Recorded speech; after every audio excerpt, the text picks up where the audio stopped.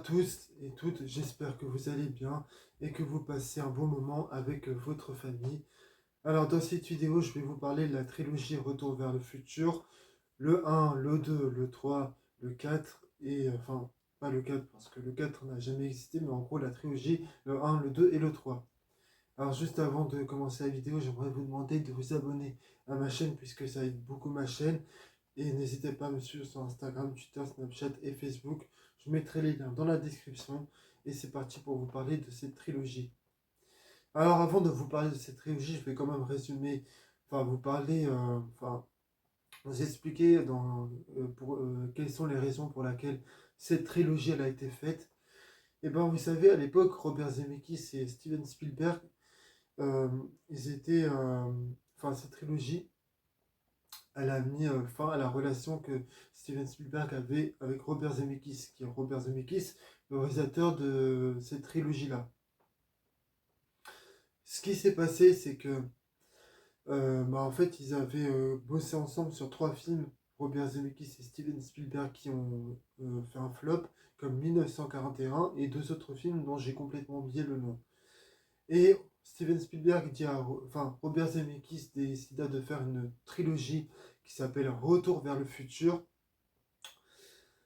Et comment il s'appelle Steven Spielberg lui dit, je te donne l'autorisation, tu auras l'autorisation de faire euh, cette trilogie-là à une condition que ton prochain film, The One, je sais plus comment il s'appelle, un film avec Michael Douglas, à une seule condition que ce film-là marche, tu auras le droit de faire ta trilogie Retour vers le futur. Ce film-là, il a marché, il a été très apprécié par le public et par la presse. Et donc, il sorta cette trilogie qui s'appelle Retour vers le futur. Alors, Retour vers le futur, c'est l'histoire de Marty McFly qui va faire une expérience scientifique avec le Doc Brown. Et en faisant cette expérience, il va, en faisant cette expérience, il va voyager dans le temps et il va aller dans le passé. Et donc après, il va essayer de recoller. Et en allant dans le passé, il va essayer de faire en sorte que sa mère et son père se remettent ensemble.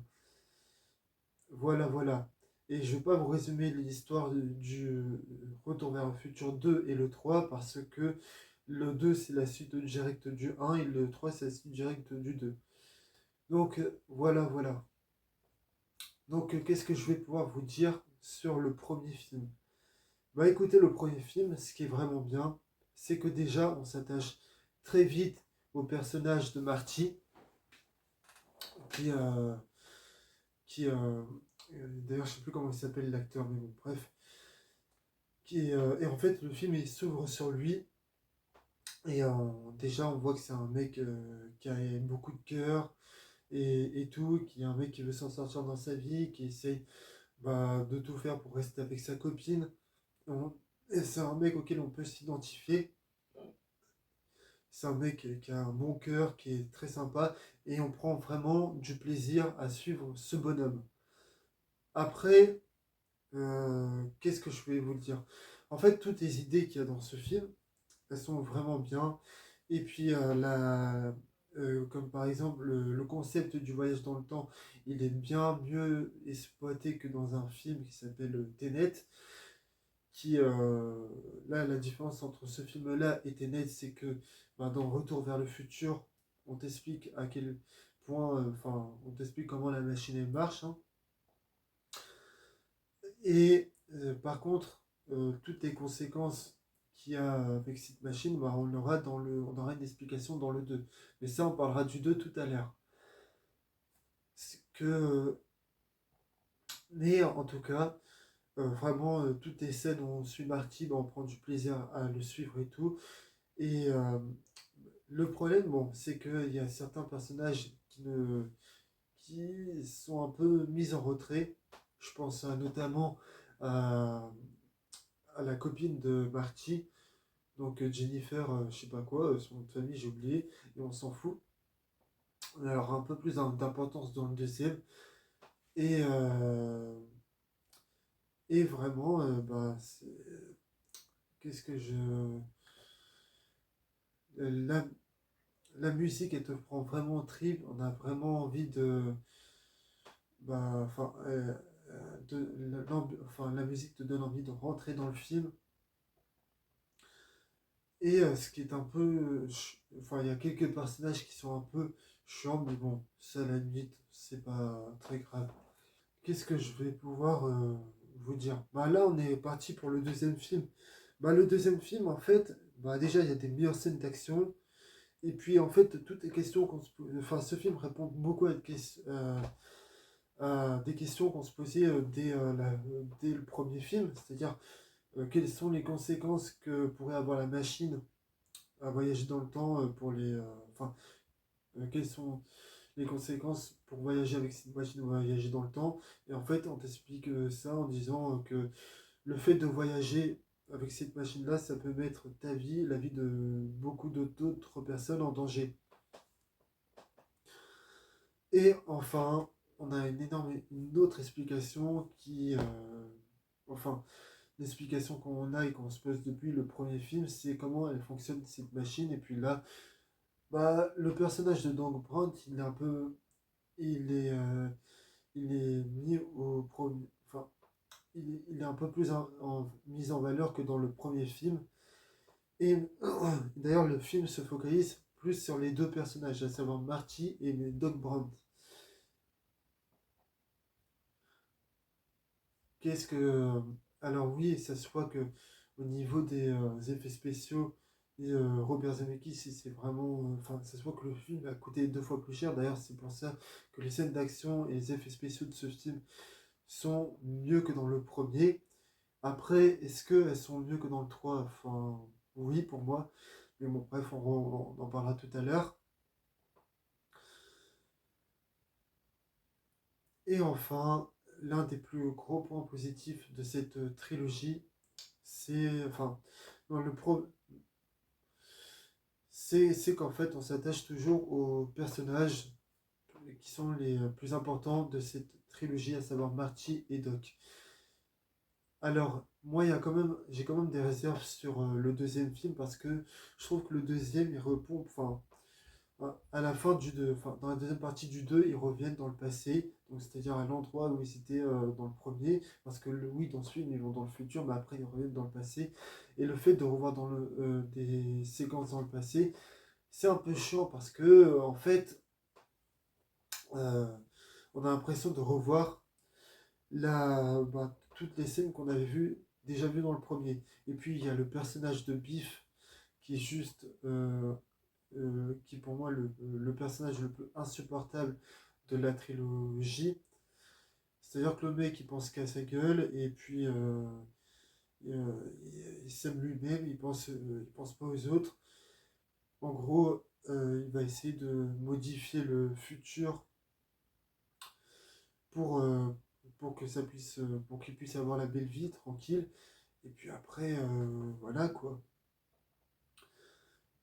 Et ce que j'aime dans ce film, c'est que le personnage de Jennifer, elle sert à quelque chose dans ce film, contrairement au premier et au troisième, là où elle est complètement anecdotique.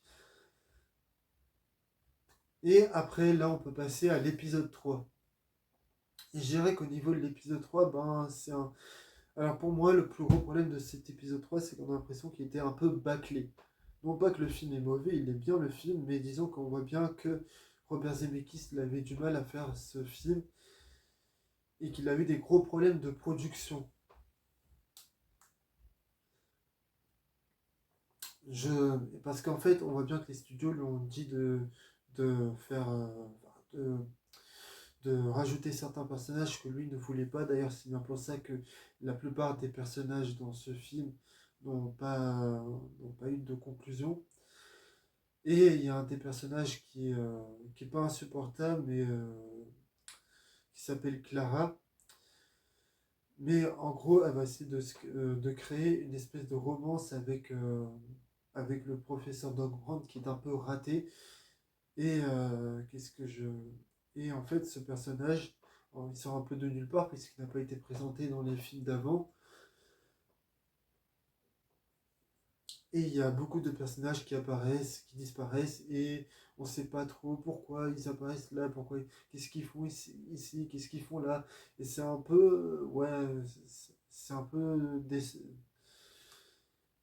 c'est un peu décevant de voir ça, surtout que, bon. Et, mais par contre, ce que j'aime beaucoup, c'est toute la fin.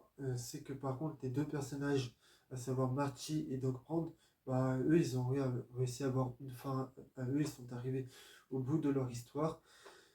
Et par contre, le fait que ça se passe à l'époque des cowboys, enfin à l'époque, ça se passe en 1955 enfin, dans le film. Et donc en plus, on a l'impression de voir plus un film qui ressemble à un film de western. euh, parce que bon, bref, je sais plus ce que je voulais dire. En gros, on va passer quand même à une note, hein, à la note finale des trois films. Allez, c'est parti.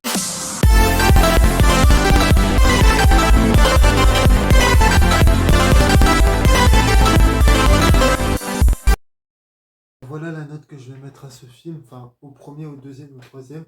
Et avant, j'aimerais... ben, pour le premier, je mettrais 16. Pour le 2, je mettrais 14, enfin 15. Et pour le 3, je mettrais 14. Mais avant, juste avant de vous quitter, j'aimerais vous dire qu'il y a Robert Zemeckis. Enfin, je sais qu'il y a beaucoup de fans de cette trilogie qui ont réclamé un quatrième film sur les réseaux sociaux et malheureusement, ça se fera pas parce que déjà l'acteur qui joue Marty, apparemment, il a quand même pris un coup de vieux et puis je pense qu'il serait trop vieux pour reprendre son rôle et puis apparemment il a une maladie. Alors après, quelle est la... Enfin, je sais pas quelle maladie il a, mais bon, bref, ça, on s'en fiche. Et, franchement, moi, je vois pas l'intérêt de faire un quatrième film parce que, vu ce qui s'est passé avec les derniers Star Wars et les derniers Terminator qui sont complètement hachés, et qui n'ont pas marché au box-office et qui n'ont pas été appréciés par le public, ben, je me dis que c'est plutôt une bonne chose finalement qu'il n'y ait pas, enfin, qu'il y ait pas de quatrième film ou de nouvelle trilogie sur Retour vers le futur. Voilà, voilà. Et, euh,